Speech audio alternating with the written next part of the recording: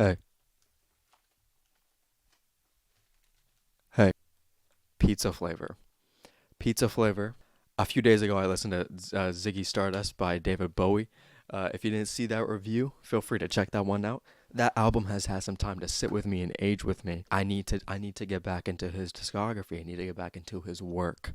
So I am finally checking out Low, his album Low, released years later. I was gonna wait to do this. I was gonna wait till I posted a 1970s poll for this year, 1977, but unfortunately, I'm very impatient. The thing that I am most excited for is I was actually reading through these credits because if I'm not mistaken, if I'm not mistaken, Brian Eno has a big role in the production of this album. And if you know me, if you know what I've been talking about on this channel, y'all know I love Brian Eno. Mainly want to listen to it because I picked up an interest in listening to Black Star, released a few days before his death, I think.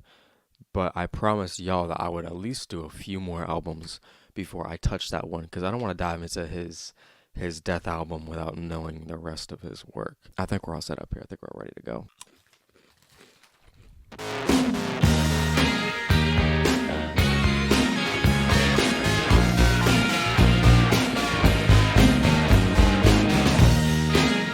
Any lyrics?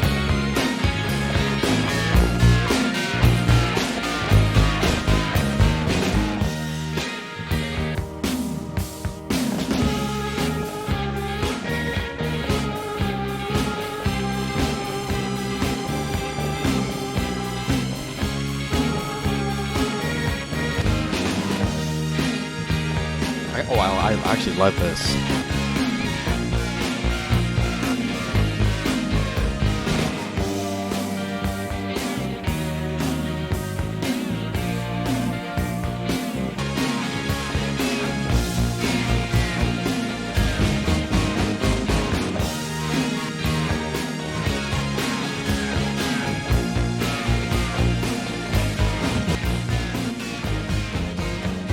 Very interesting. I was not expecting a David Bowie instrumental. I don't think that there's any instrumentals on Ziggy. I love the drums and just everything that the guitar was doing. Very explosive intro. Immediately an instrumental, so I don't have any ideas as to what the concept is yet. On track 2, we'll find out maybe. So let's hop into that. Breaking Glass.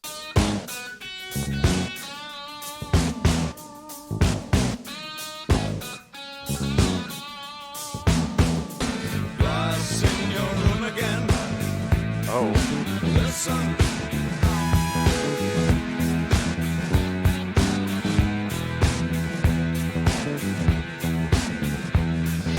I drew something awful on it. See? But you got problems. Sounds like you got some problems, David.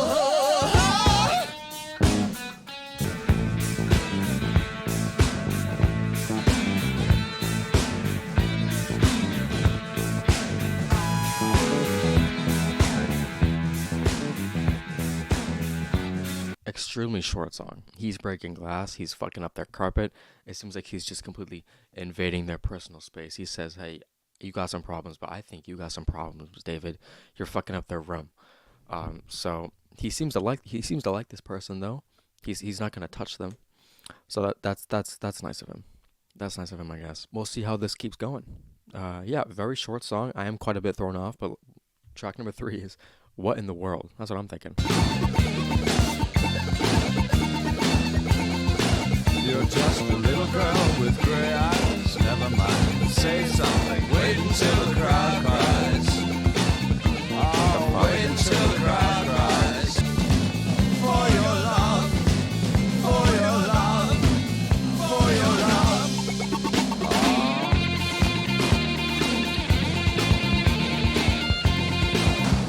So deep in your room, you never leave your room. Something deep inside of me. Inside of me is talking through the gloom. What in the world can I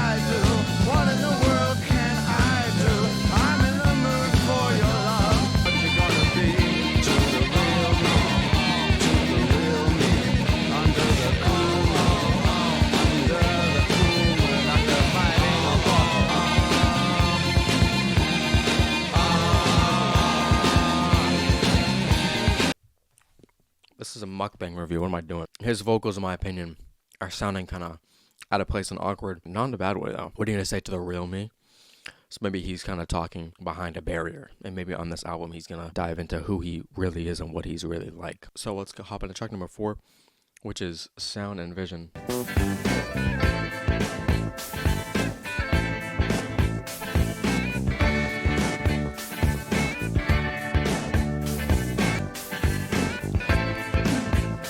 It's not like someone's like flipping burgers.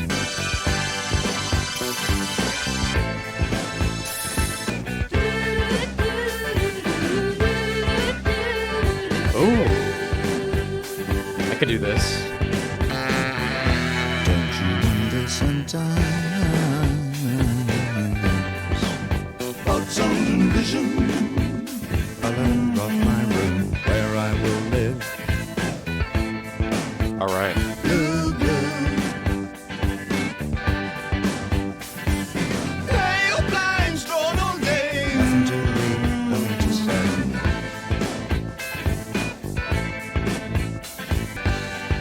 Drifting into my solitude. Over my head. Don't you wonder sometimes about sound and vision? Okay, I was a fan of that one.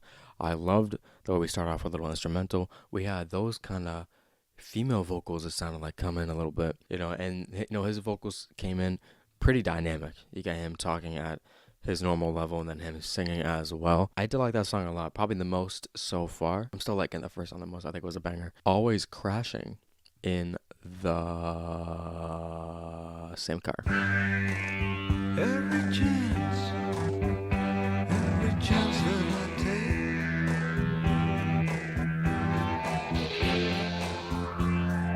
take it on the road.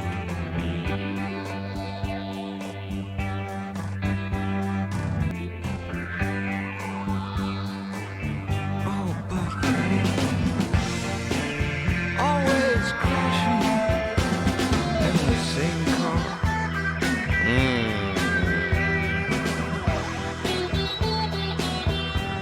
Yeah.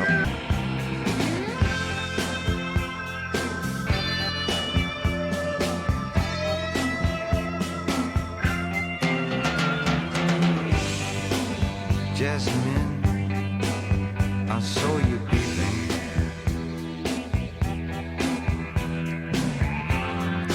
As I pushed my foot down to the floor.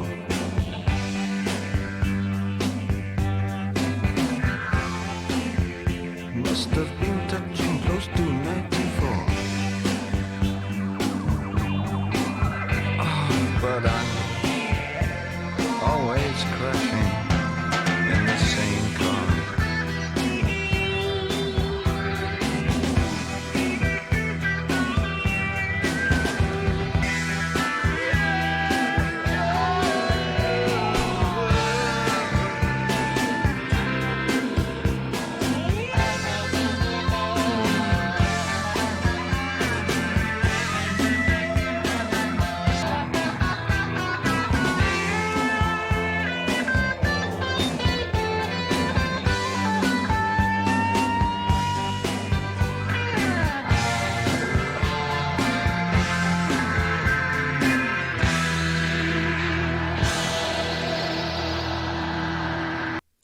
I'm loving that. I truly am. Grooving along with that the whole time. And I love his writing on there as well. It seems like no matter what, he just keeps on fucking up. No matter how different he tries driving, he just still crashes. But damn, he's crashing out at 94. That is a crazy crash out. I gotta admit. But yeah, the second that song started, I was like, damn. But yeah, probably my favorite so far, along with track 1. Let's get into track number 6, which is Be My Wife. It's unlikely.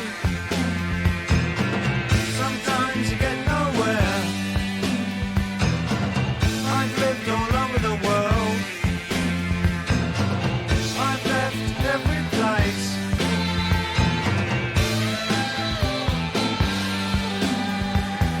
Please be mine. Share my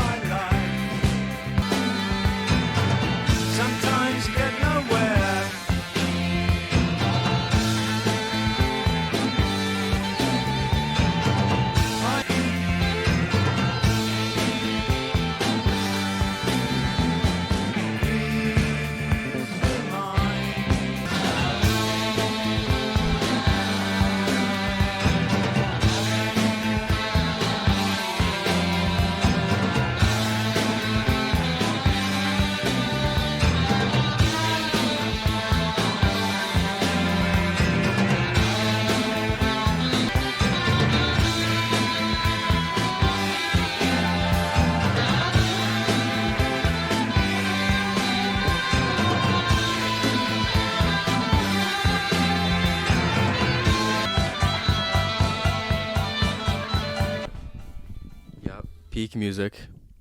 Peak music, guys. That piano with the guitar. And it's so crazy because I actually fucking hated the way that song started too instrumentally. But what happened there? I mean, it's a relatable message, you know what I mean? Sometimes you do get lonely. He needs a wife. He needs a wife. You know, I thought that he was gay. That song is great. I loved the way that fucking piano sounded when it was dun dun dun dun. You know, I'm loving that. Let's get to number 7, which seems to be an instrumental. A new career in a new town.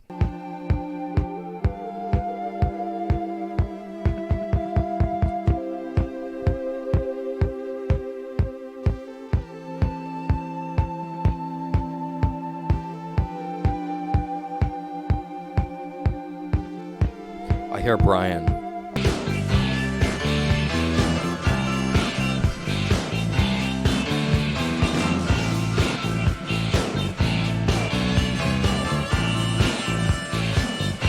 Ooh, harmonica? Harmonica?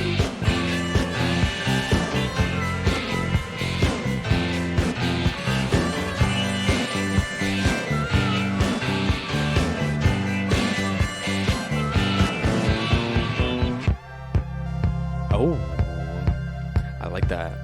I like singling out right there.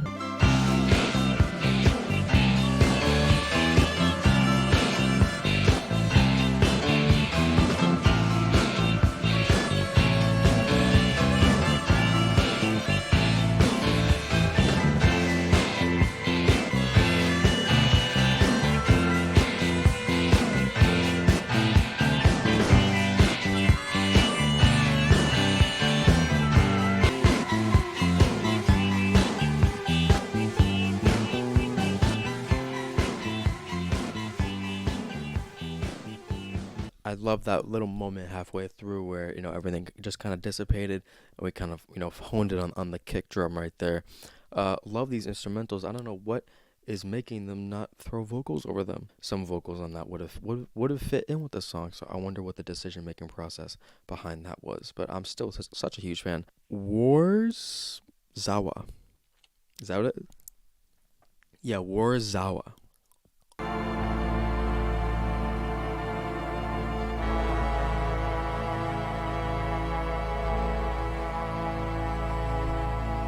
Interesting.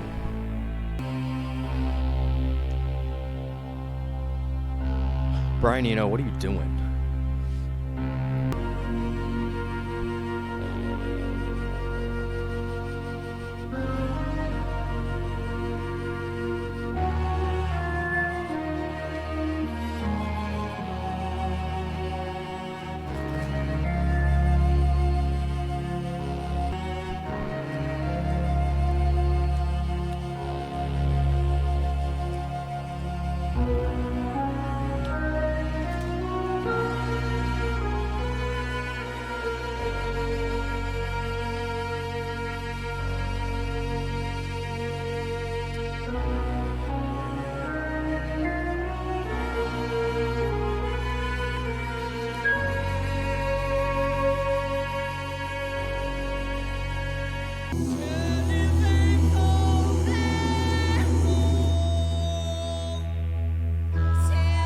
This is kind of cool. What's the translation?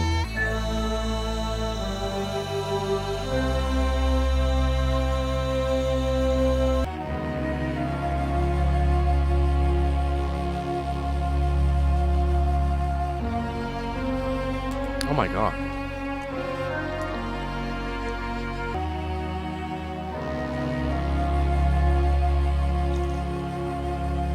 Goldfish and jokes aside. I loved the way that whole track was arranged. It definitely adds an element that I was not expecting. So we have another sort of instrumental with some people speaking. I don't know. I don't know what language that was. The translation said something like goodbye, go to hell or something. I don't know what it exactly translated to. What Genius said. But I wonder what that was about. I'm lost, but that was crazy. That was kind of apocalyptic. Apocalyptic. Super happy about that one. Let's get into track number 9, which is Art Decade. Another instrumental? What are we doing, guys? Where are the lyrics in my instrumentals? Oh.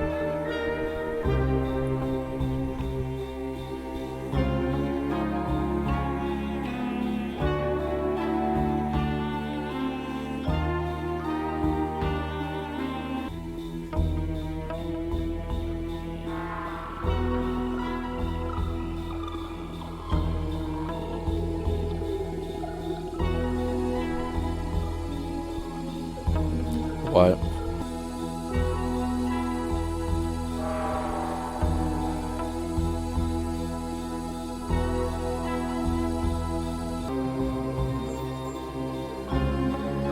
What is Brian cooking?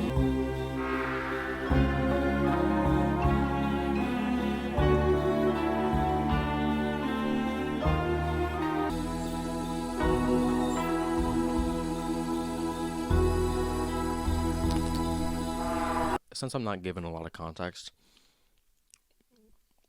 I'm gonna interpret that. Do you know the time machine from SpongeBob? I feel like if you press that button and you're kind of like waiting to be transported back in time, and it has like a cue, like a waiting period. I feel like that's the kind of music that would play beforehand. You know what I mean? It's like magical elevator music because it's very consistent from start to finish. We kind of end. We kind of start in the same place and end in the same place as well. The track doesn't really go anywhere, but that's not really a bad thing. You know what I mean? It's just kind of, I guess it's art decade. I don't know, but I could definitely see myself walking through a museum, and just hearing this music in the background. I think it works out really well. It's very Brian Eno as well, mixing in instrumental effects with vocals as well. So let's get into track number 10, which is "Weeping Wall."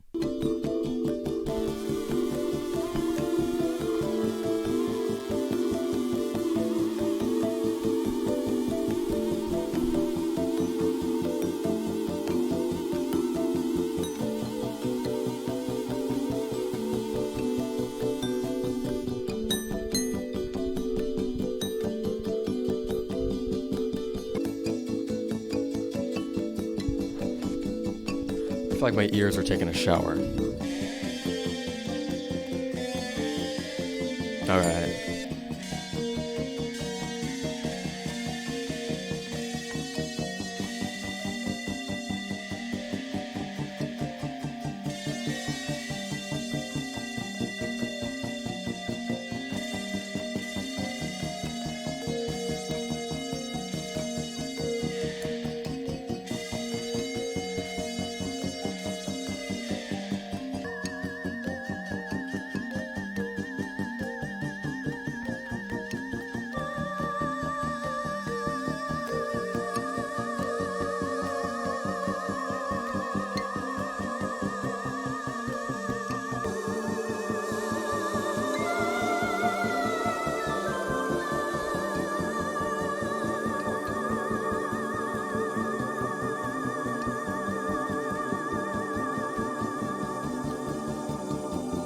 I think he's just fucking spazzing out. Yeah, this seems like that. I don't know. Listen. I don't know. I don't know who. It's abstract. I can tell you that right now, and it's definitely nothing that I was expecting going into this. I mean, it was satisfying to listen to. I mean, I think it had a lot of emotions to it. A lot of confusion, a lot of anger. That was a song. Track 11, final song is Subterraneans.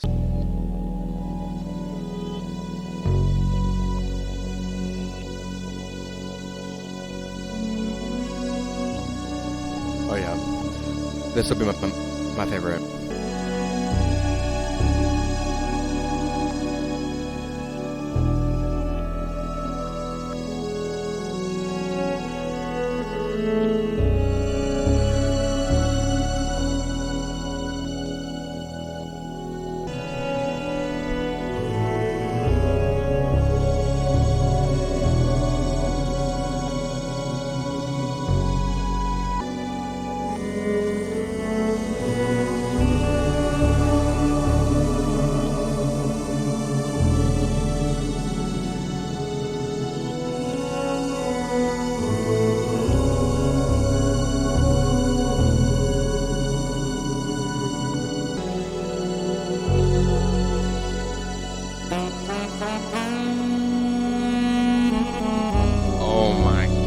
Yes, the saxophone. I need it.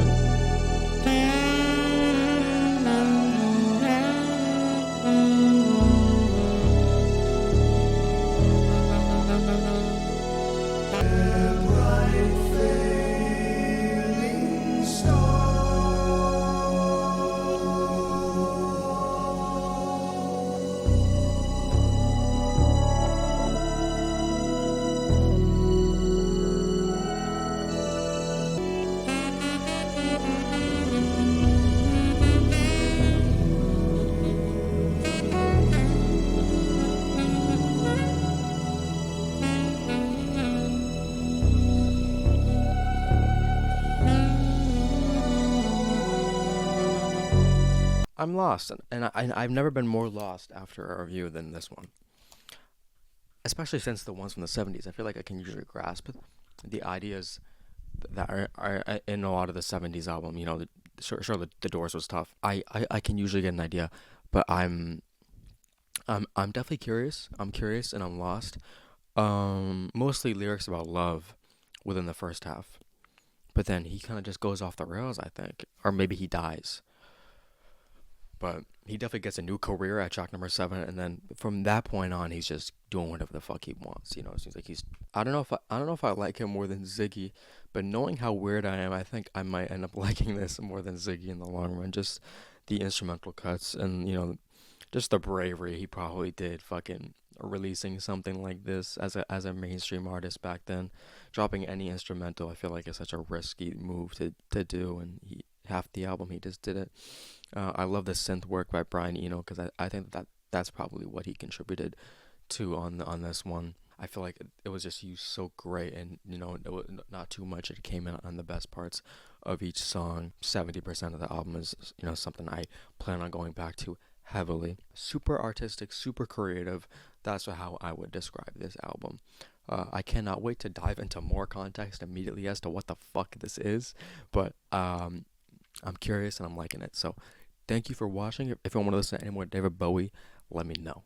Drop it in the comments and I'll get there. Hopefully not 6 months from now. But yeah, I'll see you later. I love you. Have a good one.